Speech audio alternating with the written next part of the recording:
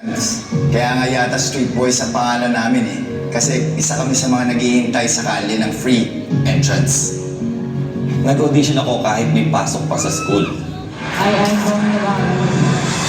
Pinatawag kami for rehearsals. Nagulat si Boss Chito, hindi pala ako yung pinapapunta niya, yung kaklase kong guwapo. Natuto ako mag-backflip sa damo. Nagkatumbling ako sa mga construction ng bahay. Sabi nila noon, hindi to pagwapuhan. Kaya naman pinagbutihan ko talaga hanggang sa matanggap ako sa kanila. Yung dating sakit sa ulo, nagbago na yan.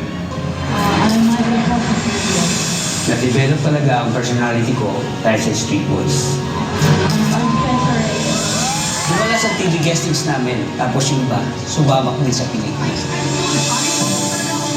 One time, namali ako ng bagsak sa tumbling during exhibition namin sa Sayaw on a live show. Pero as a Street Boys, the show must go on. Nakapag-perform kami sa Miss Saigon, United Kingdom, Universal Studio, Singapore. Hanggang ngayon, kumikita ako at nasusuportahan ko ang family ko. Kinaya ko talaga. Nabigyan ko ng tirahan ng pamilya ko. At napag-aral ko din ang mga kapatid ko. Kahit na nasa Scotland na ako, nagpe-perform pa rin ako sa Pinoy Event Story.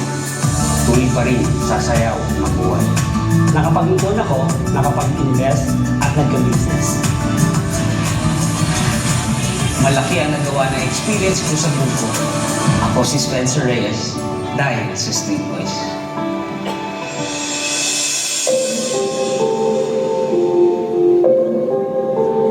Yung passion at disiplina dahil yun sa dugong Street Boys.